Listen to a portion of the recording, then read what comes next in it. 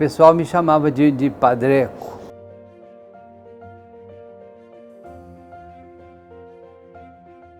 Eu sou de origem italiana. Meus avós paternos, eles vieram da Itália no fim do século XIX.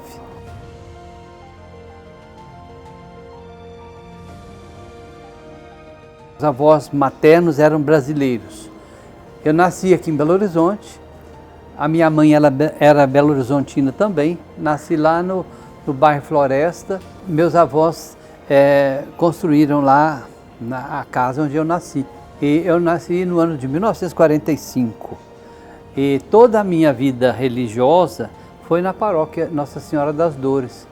Eu lá fui batizado, fui crismado, primeira comunhão, primeira confissão. A minha vocação nasceu lá também, por causa dos padres que trabalhavam na paróquia naquele tempo. Eram dois, era o padre William Silva e o padre Gonçalo Belém.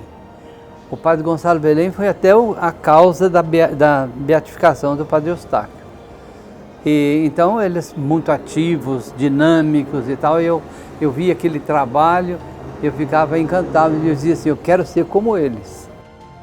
E eu comecei a trabalhar fora com 15 anos, eu trabalhei num banco que hoje não existe mais. E lá, então, comecei a frequentar a paróquia e foi para lá como vigário o padre Arnaldo Ribeiro, que depois virou o Dom Arnaldo. Então, conversando com ele, com o padre Expedito Rodrigues Dávila, que também trabalhou lá, então ficamos amigos e aí foi alimentando a vocação. Em 1966, eu fui dispensado do banco, Dom Arnaldo voltou para o seminário. Então aí ele falou, tá na hora de resolver.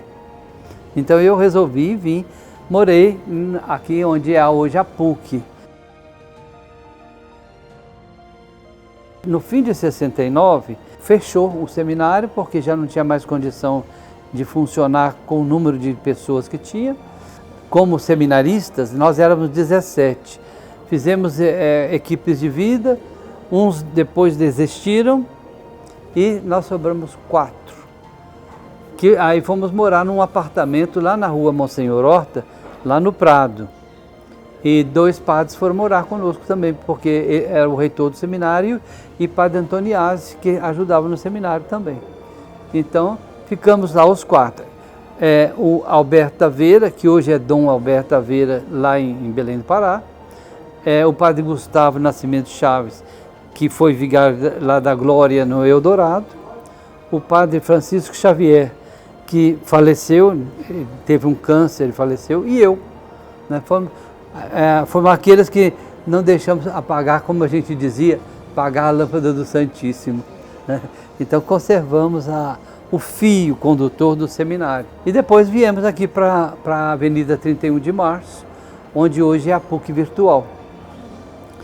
E quando eu vim para cá, já vim padre.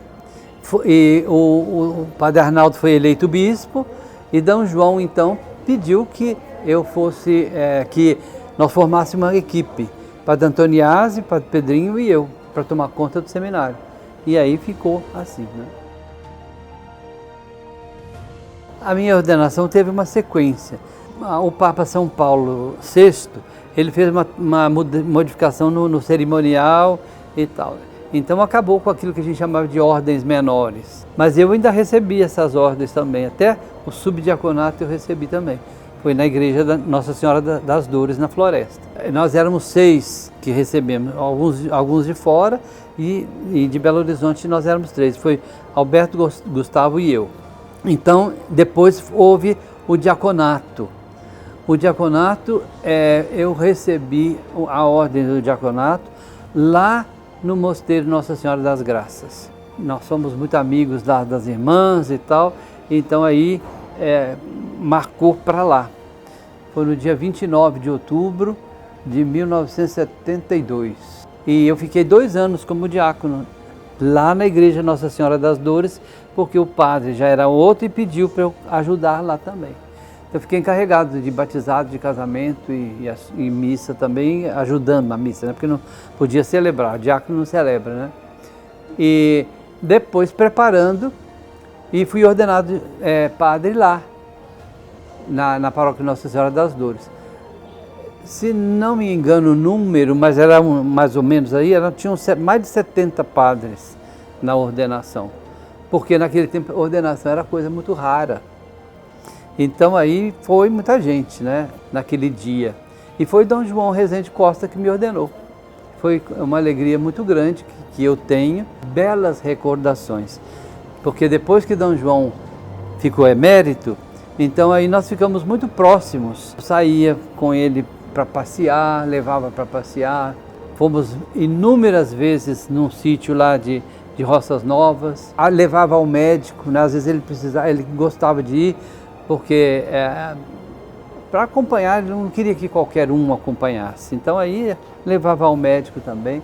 Tinha o irmão Pedro, mas ele gostava também da minha companhia. Vou fazer agora em agosto 49 anos de padre. Em 2024 eu completo 50, então é o jubileu de ouro, né? E posso dizer que desses 49 anos, eu passei 46 na paróquia Coração Eucarístico. Como eu não tinha onde morar ainda, eu fiquei lá no apartamento que era o seminário. Depois, quando saímos de lá, que viemos aqui para o Dom Cabral, então eu continuei morando no seminário também, até que cessou o meu tempo, e aí eu aluguei um apartamento e fui morar na paróquia. Um desafio grandão, eu acho que não houve. Houve muitos desafios, né? Que são os desafios próprios da vida. O desafio de chegar na paróquia como padre novo, né? Dentro de uma realidade nova, porque eu nunca tinha trabalhado numa paróquia, né? Numa favela. Então, quer dizer, é um desafio. Depois apareceram outros. Quando eu deixei o seminário lá na 31 de março, o Dom Arnaldo falou assim: você está muito novo, você vai ajudar também no interior. Então eu aceitei o desafio de continuar aqui e ir a 80 quilômetros daqui, que é o município de Rio Manso. Hoje são 75 quilômetros, mas na época era isso. E era estrada de terra, porque saía da Fernão Dias tudo terra. Então é um outro desafio. E fora isso, outros que foram aparecendo. Coordenação da região Nossa Senhora da Conceição. Mais tarde, Dom Serafim pediu para eu ajudá-lo como vigário-geral da arquidiocese. Eu fiquei 19 anos como vigário-geral. Né?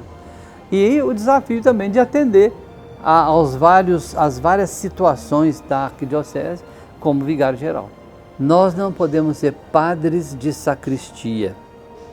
Quer dizer, padres que vivem dentro do templo, né? Mais para o templo. O Papa Francisco, ele tem uma expressão muito bonita. Ele diz assim: o padre deve ter cheiro de ovelha. Quer dizer, para ter cheiro de ovelha, tem que ficar no meio das ovelhas. E é isso mesmo, nós somos, e Jesus fala no Evangelho, lá no capítulo 5 de Mateus: vós sois o sal da terra, vós sois a luz do mundo. E a gente tem que ser esse sal que vai temperando e vai dando gosto à vida das pessoas, né? E luz, não no sentido de que eu sou a luz, né? Mas no sentido de que Jesus é a luz e eu deixo a luz de Jesus passar por mim para chegar até onde for necessário. Nos meus tempos de menino, né, a igreja era hegemônica, né? Então era assim, o padre falou, acabou. Agora, assim, o padre fala, vamos discutir essa ideia aí, né? Então, quer dizer, nós temos que ser aqueles que estão no meio do povo, nós temos que ser aqueles que vão iluminando a vida das pessoas com a palavra de Deus, mas vamos encontrar muitos desafios. E não podemos desistir não, né? Porque essa é a nossa missão. E Jesus fala também, lá no capítulo 28 de Mateus: eis que estarei convosco até o fim dos tempos. As demandas são diferentes e também as solicitações e os desafios são diferentes. Só para dizer uma coisa que é mais em evidência, não é? A questão do homoafetivo. Sempre existiu essa situação, mas no princípio era muito mais reservado e agora não. É muito mais aberto, né? Eu não digo que seja errado nem que seja certo, mas eu digo que a realidade é essa, né? As pessoas estão aí. Há muitas pessoas que vivem um desafio da sua identidade sexual, mas há pessoas também que sofrem com isso. Agora, nós como agentes de pastoral, nós como discípulos de Jesus, nós temos que ajudar essas pessoas a se encontrar e a ajudar essas pessoas a descobrir qual é o projeto de Deus na sua vida e ajudar a não só descobrir, mas a viver o projeto de Deus na vida dela. Eu conversava com um outro padre há mais tempo e estávamos conversando justamente a esse respeito, né, de vocação. O que você acha? Como é que você está? Como é que você está sentindo? Como é que você está vivendo? Então eu disse para ele essa frase: eu não me vejo se não sendo padre. Eu não me vejo, não. E estou falando isso não é porque eu estou velho agora, não. Que já estou gasto, não, né? Mas eu sempre fui assim. Eu sempre me vi como padre. Por quê? Eu persigo um versículo também da Bíblia, do Evangelho, onde Jesus vai dizer assim: eu sou um simples servo. Lá, algumas traduções falam assim: eu sou um servo inútil. Mas aí depois Dom Valmor me ensinou assim: não, é simples servo. E é isso mesmo. Se a gente se faz simples servo, a gente encontra sentido em tudo que faz. E a gente começa então a recobrar ou recuperar forças para continuar a vocação. Com os anjos e com todos os santos,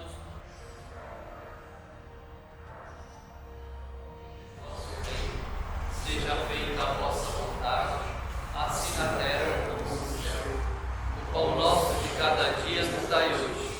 Perdoai-nos nossas ofensas, assim como nós perdoamos a quem nos tem ofendido, e não nos deixeis cair em tentação. Eu conversei com o Dom Valmor, dizendo assim: tá chegando a hora de eu fazer os 75, devo entregar a paróquia, e então eu quero falar para o senhor que o senhor já vai preocupando com isso para arranjar um substituto.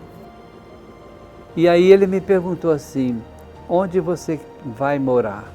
Eu falei assim: no Convívio Emaús. Ele falou assim: você vai morar lá? Eu falei assim: vou, lá que é a minha casa. E por que eu falei assim? Porque aqui é uma residência sacerdotal. Atualmente nós somos 15. As conversas deles são as minhas conversas também. Os interesses deles são os meus interesses também. Se eu volto para a família, eles vão me assumir com todo cuidado e todo carinho. Mas só que os interesses não são os mesmos, né? A conversa não é a mesma. Então aí eu falei: não, eu vou para lá. E foi o que aconteceu.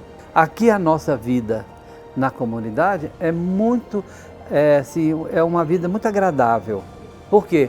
Nós moramos na comunidade e tem seminaristas, e moramos no seminário. São 60 seminaristas. De manhã todo mundo está na aula, então fica mais tranquilo. Mas durante o dia tem sempre alguém que passa por cá, passa por lá. Né? Isso é bom também para os outros que são mais velhos, que às vezes são cadeirantes e tal. Hoje mesmo chegou aqui agora, porque já estava residindo conosco, mas estava no hospital, o Dom Mauro Morelli, né, que voltou do hospital para casa e tal. Então, são pessoas que vão formando conosco. Nós somos um exemplo, não sei se são um bom exemplo não, né, mas nós somos um exemplo para os seminaristas, e os seminaristas são um suporte, né, de acolhida, né, de ajuda na nossa fragilidade humana. Aqui há alguns padres que são mais fragilizados na saúde e há outros que ainda têm possibilidade, como eu, têm possibilidade de atender. Então, aqui a casa é muito solicitada para celebrar a missa no final de semana, para atender o enfermo no hospital, dando a unção, né, para visitar um enfermo, para ir ao cemitério rezar as exéquias, né, que foi o que aconteceu hoje. Estava marcadinho aqui, aí morreu um homem que foi muito amigo, ele foi ministro de Eucaristia na paróquia e tudo, a família muito ligada, só que o pároco não está em Belo Horizonte e o outro que ajuda ele lá também não está. Então eu falei assim, não posso deixar de estar lá, né? Então aí fui lá atendê-lo, né? Atender a família, levar uma palavra de conforto, porque nessa hora todo mundo está esperando uma palavra de conforto e de consolo. E é Jesus Cristo, através de cada um de nós, que vai levar essa palavra.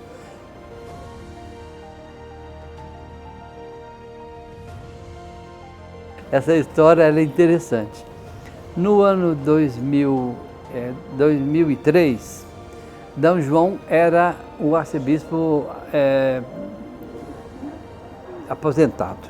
Ele fazia o programa O Encontro com o Pastor, às 18 horas na Rádio América. Em agosto daquele ano, ele falou para a Vânia Albergaria, que era a diretora da rádio, dizia assim, ó, não vou gravar mais. Eu estou sendo repetitivo, eu não estou muito cansado, não vou gravar mais. Aí a Vânia ligou para Dom Serafim dizendo assim, ó, quem vamos fazer? Dom João não quer gravar mais. Aí Dom Serafim ligou para mim e falou assim, vai lá e acode. Você faça o programa, mais ou menos nos moldes que Dom João faz, e vamos ver porque a gente vai arranjar alguém para assumir o programa. E aí eu fiquei, eu pensava que era 15 dias, 20 no máximo. Aí ficou de agosto de 2003 até março de 2004, eu fazendo o programa. Quando foi em fevereiro, Dom Valmor foi eleito bispo de Belo Horizonte, então aí teve uma reunião conosco, eu disse, o programa é do arcebispo. E ele disse assim, então você vai ficar até eu assumir.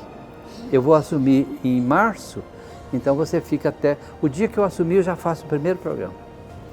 Aí aconteceu isso, ele assumiu no dia 26 de março, então ficou o programa. Aí a Vânia me chama e diz assim, olha, o padre Nereu não vai mais fazer o programa dele. O programa dele era 5 minutinhos, 23h55 às 24 horas. Aí eu falei assim, quem sou eu para substituir o padre Nereu? Nem chorando e tal. E ele fazia uma crônica partindo das coisas do dia. Mas ele é radialista, é professor de comunicação e tudo, sabe tudo, né? Aí eu falei, não. Aí ela falou, não, mas não é para repetir, não. Inclusive vai ser no outro horário e vamos escolher, vamos fazer o quê? Aí o senhor pensa. Aí eu pensei um pouco, falei assim, tá bom. Voltei lá e falei assim, vamos falar sobre a palavra de Deus? E aí começamos então a fazer a leitura do Evangelho do dia e um breve comentário, né? E o programa chamou então Meditando a Palavra.